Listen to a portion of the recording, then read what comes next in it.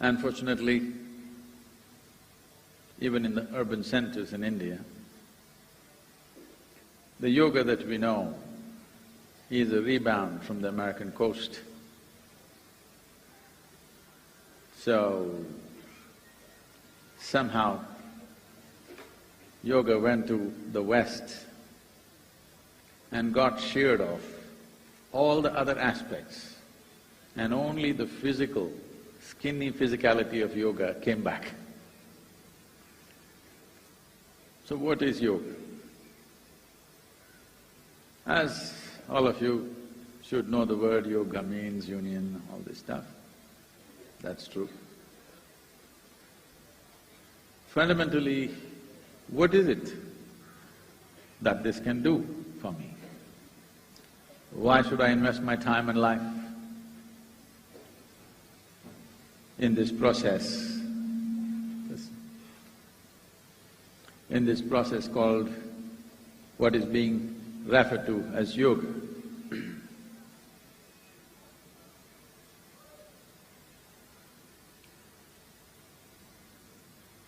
You must understand, in this culture, the science of yoga became so significant and became as important and as defining a factor as it has been in the past. Mainly because this will not be a popular thing to say, but we must know that this is a godless culture. Though we know the technologies of God-making, we know how to manufacture a god.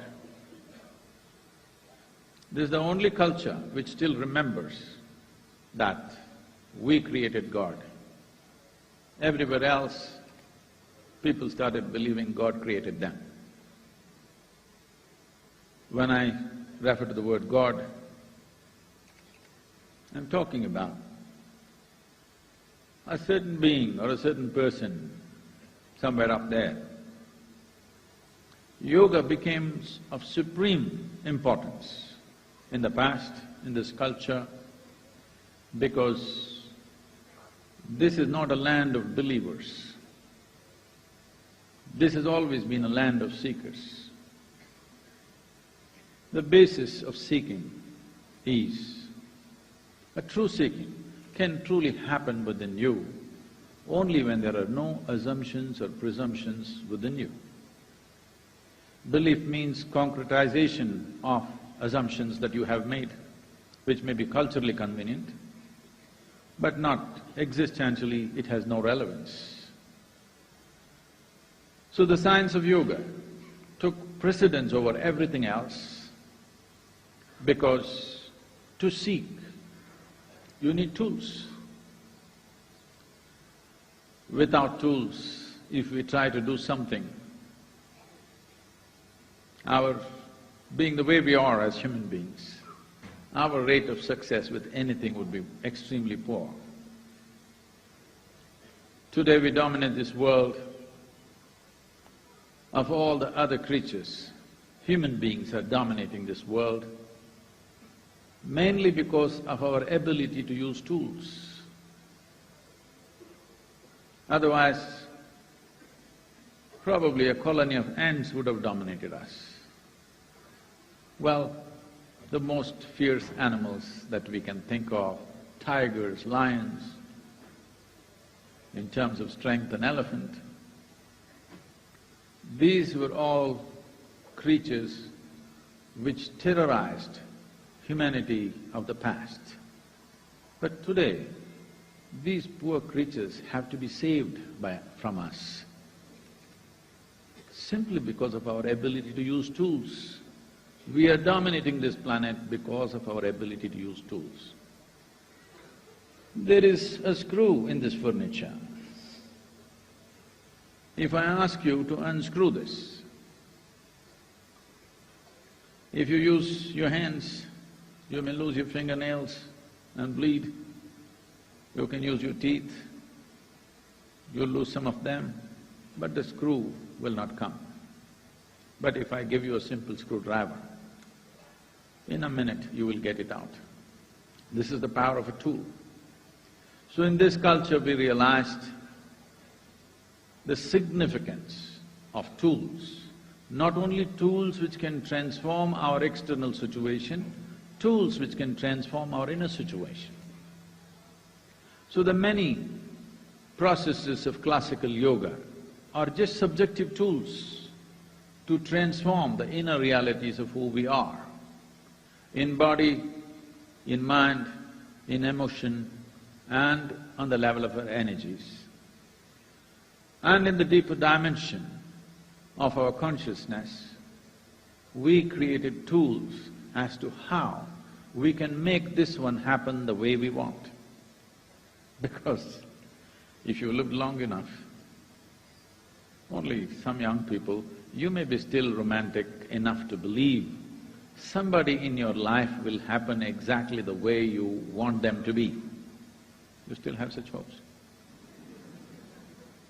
But the older people, you ask them, they know nobody in your life will happen 100% the way you want them. They'll happen to some extent, never 100% your way. No human being on this planet will ever happen 100% your way. Not your husband, not your wife, not your children, not your parents, not your friends, not even your dog. These days they do their own thing.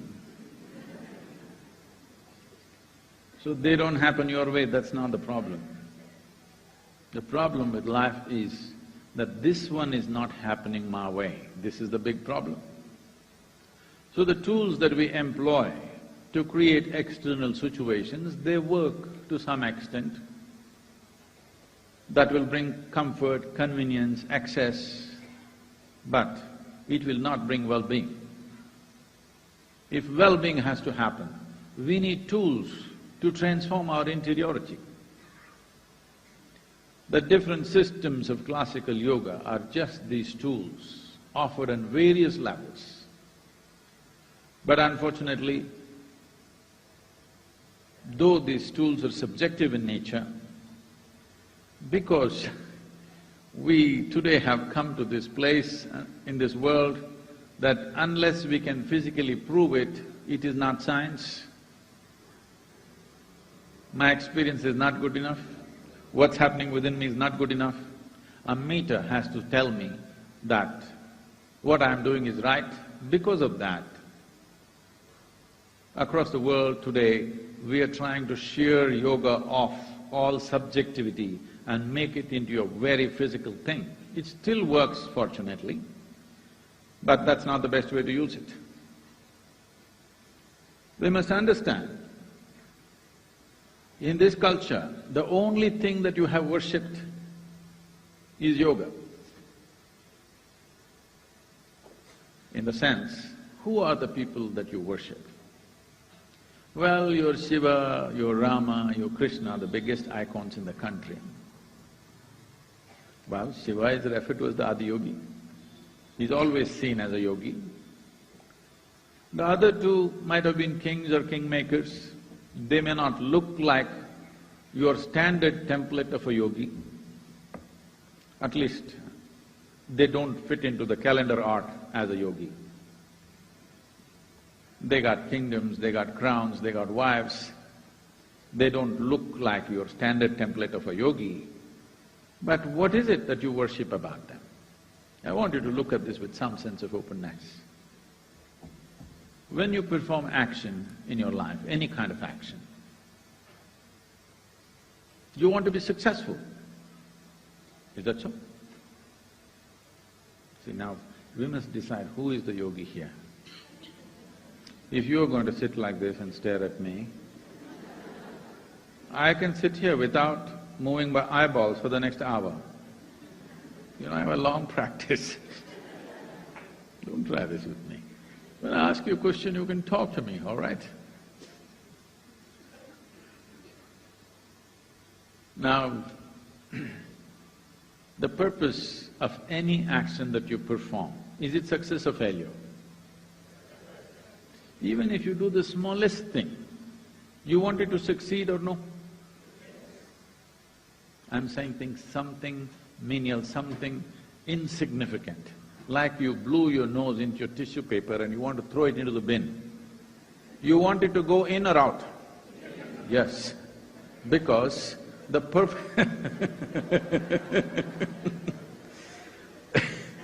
the purpose of any action is success. We don't want to perform action which doesn't succeed. Small or big, it doesn't matter. Significant or insignificant, it doesn't matter. When we do something, we want it to succeed. Success in every way is the sweetest thing in your life, isn't it so? The ideas of success may have gotten skewed up in the world, that's different. But when you perform an action, you want it to be successful. That's the nature. But now you look at the people whom you worship. Rama, please, the devotees, please listen to me carefully, don't get angry with me. He is born as a rightful king to a major kingdom of the time, but he loses his kingdom for some reason and goes into the jungle. There he is, not frustrated, not angry, simply there he is making a life out of the jungle. Then, you know, these LTT people come and kidnap his wife. I shouldn't say this, Karthikeyan is here.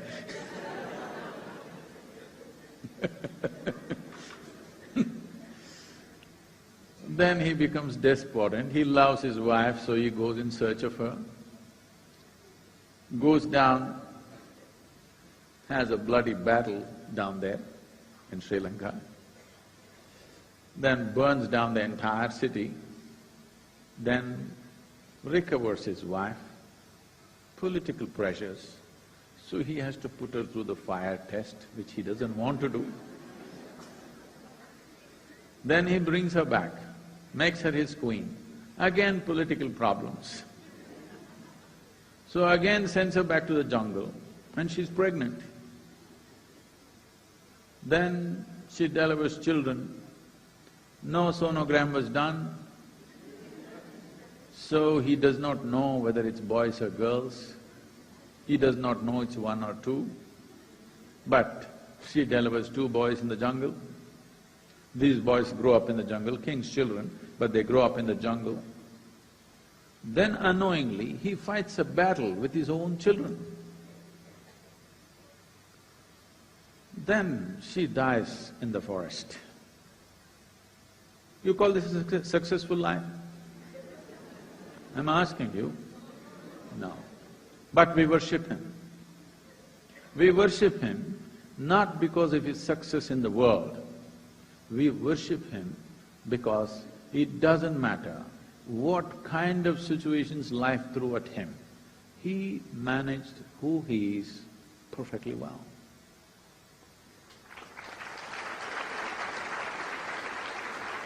He did not become vengeful, he did not become bitter, he did not become depressed. He kept himself as he was. As he would be on the throne, so he was in the jungle, so he was in the battle, so he was in the time of peace, so he was when he lost his wife, so he was when he battled with his children.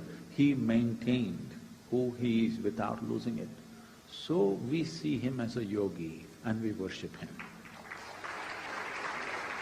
We worship him not because of his physical success, we worship him because within himself he is a huge success.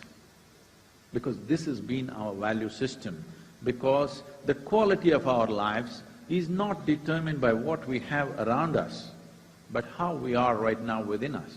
You tell me right now, the quality of your life, is it decided by what kind of clothes you're wearing, or what kind of car you parked outside, what kind of home you live in, or how joyful you are right now? Which decides the quality of your life?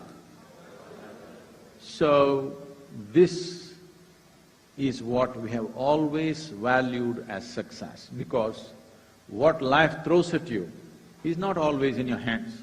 You don't know where the trap is. See, right here, you don't know where the trap was.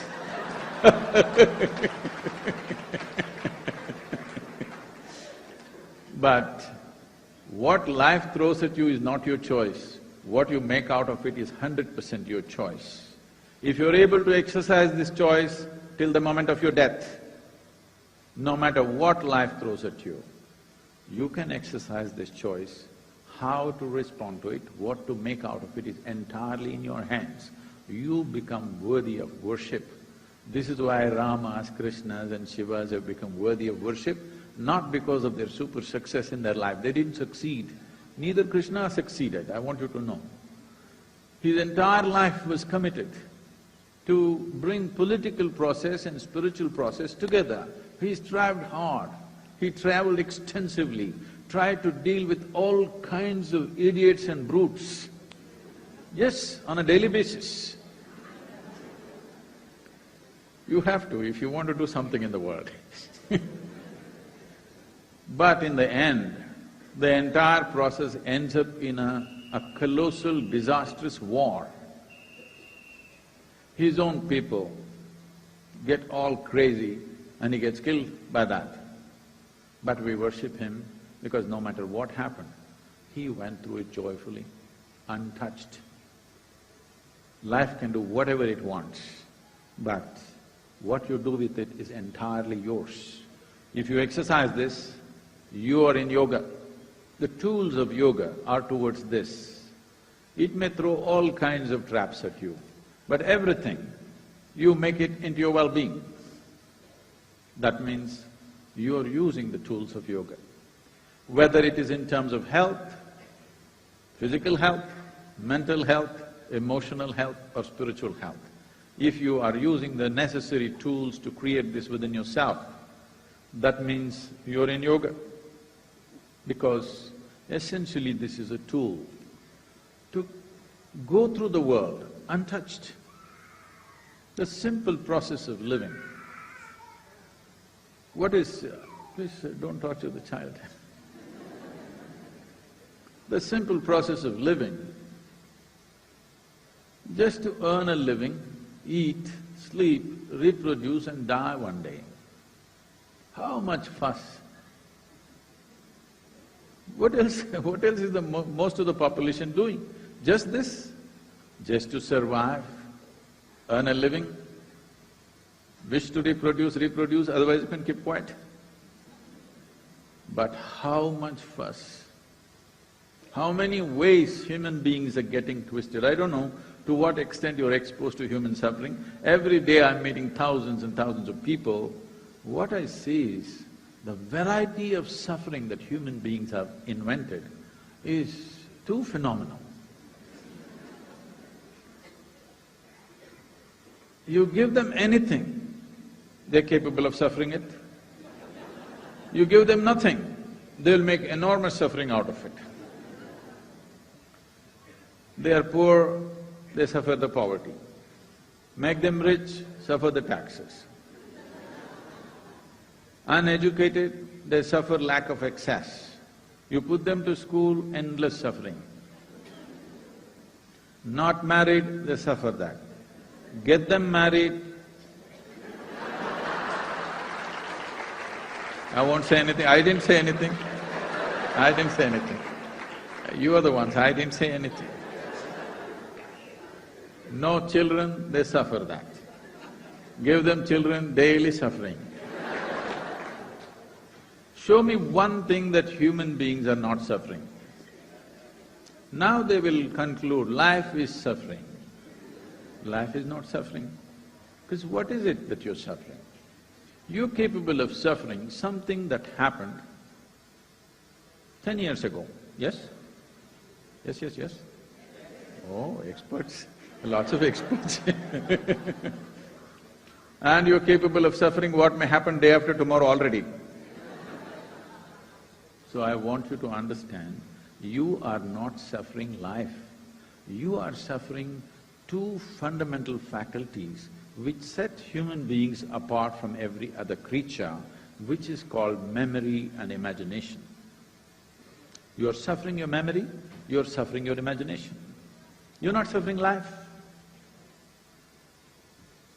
These are two things that set us apart from every other creature on this planet. We have an exquisite memory of every experience that has happened in our lives, and we have an exquisite imagination to project into the future and make attempts to create that imagination. But these are the two things you're suffering. If you're suffering yesterday and tomorrow, it does not mean you're suffering life, you're suffering your memory and your imagination. Memory does not mean just your conscious memory. In yoga, we look at human memory as 8 different dimensions. I don't want to go into all the classifications, but right now, is it true that if you are a man and you eat a mango, I'm sorry, it's a bit too early I think for mangoes. If you eat a mango, this mango goes inside in 2 hours' time, it becomes a man. Yes? That's why it's called a mango.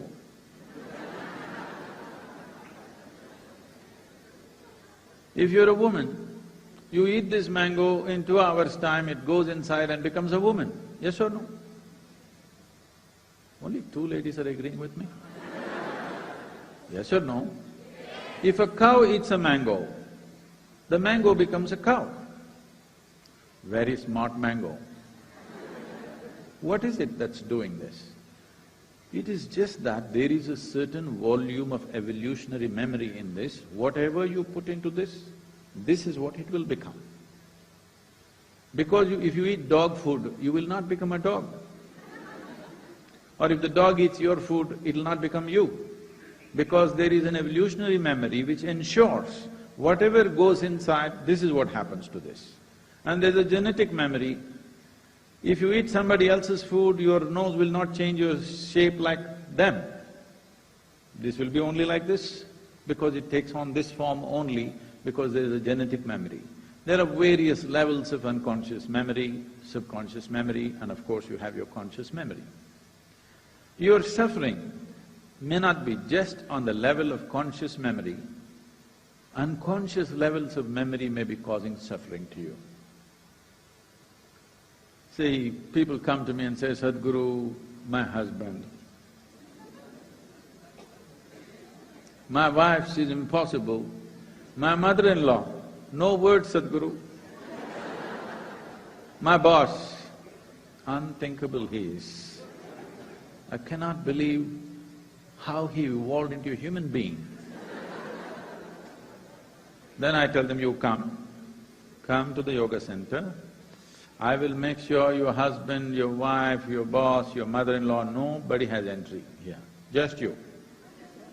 I'll give you a nice place to stay, I'll give you good food to eat. Nothing to do, just be joyful, that's all. I'll make random checks on you.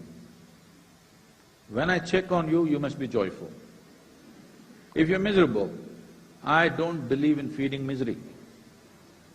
There's no point, isn't it? What is the point feeding misery, I'm asking?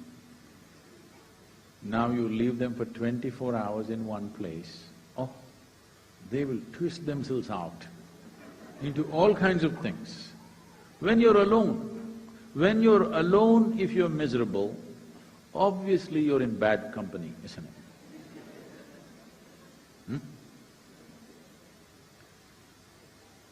So, yoga is the tool to fix this one, because your experience of life is determined by this one, not somebody else. If you fix this one, suddenly being here can be an ecstatic process. Just existence can become absolutely ecstatic. When I say ecstatic, it doesn't mean some flight of something. No, it is a certain level of pleasantness. In language, the highest level of pleasantness we can call it as blissfulness or ecstasy. The peak of human experience, generally in English language, is described as ecstasy. I'm saying you can be in the peak of your experience. If your body becomes pleasant, we call this health. If it becomes very pleasant, we call it pleasure. If your mind becomes pleasant, we call it peace. If it becomes very pleasant, we call it joy. If your emotions become pleasant, we call this love. If it becomes very pleasant, we call it compassion. If your very life energies become pleasant, we call this blissfulness. If it becomes very pleasant, we call it ecstasy. If your surroundings become pleasant, we call it success.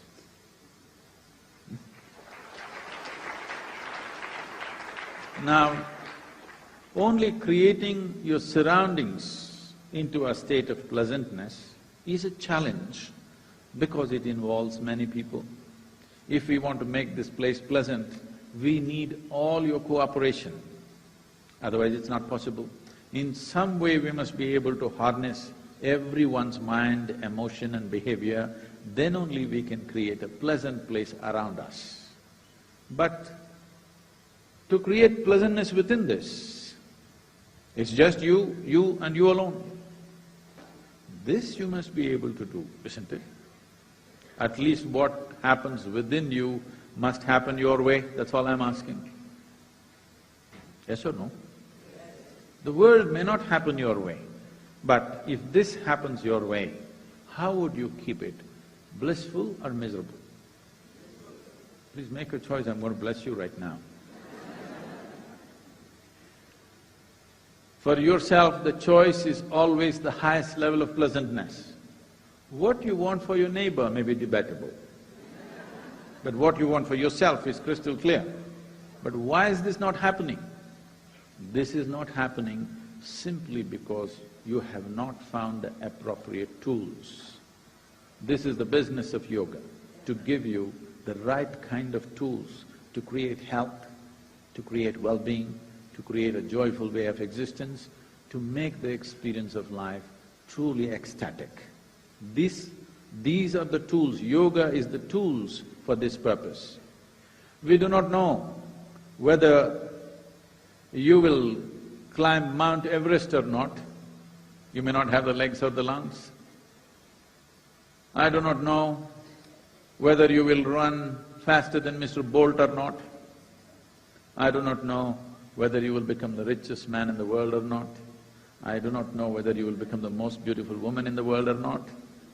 But this must happen, that your experience of life on this planet is pleasant. This much you deserve and this much must happen to every human being. This is where yoga becomes significant, because this is the tools, entire technology to ensure the experience of every human being on this planet is pleasant, no matter what is happening around us. Because what is happening around us, we can only make it happen to a certain extent. You cannot control it 100%. But I'll ask you a simple question. Let's say right now you're feeling wonderful. If I come and meet you at this moment when you're feeling wonderful, I'm sure you will be wonderful to me. I'm asking. Good. But another moment you're feeling frustrated, unhappy, miserable about something, if I come and meet you, you could be nasty. Sorry. This is true with every human being, isn't it? If you want a pleasant world, the first and foremost thing that we need to do is, this one person is pleasant, irrespective of what the world is doing. This is what we have always worshipped as Krishna, Rama, Shiva, everything, not because of their physical success. We always worshipped this because irrespective of what the world was doing to them, they remained pleasant. But today, even the so-called spiritual leaders are going about propagating peace is the highest goal of life, peace of mind. I'll ask you a simple question. Maybe you already had your breakfast. So, let's say, when you have lunch today, to enjoy your lunch, even if you're not ecstatic, at least you must be peaceful. Yes or no?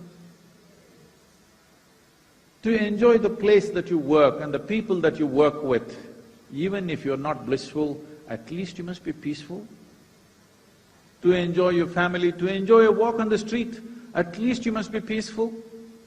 So I'm asking you, is peace the ultimate goal of life, or is it the most fundamental requirement? Most fundamental requirement. But unfortunately, we've raised it to heaven. If you say peace, people say divine peace.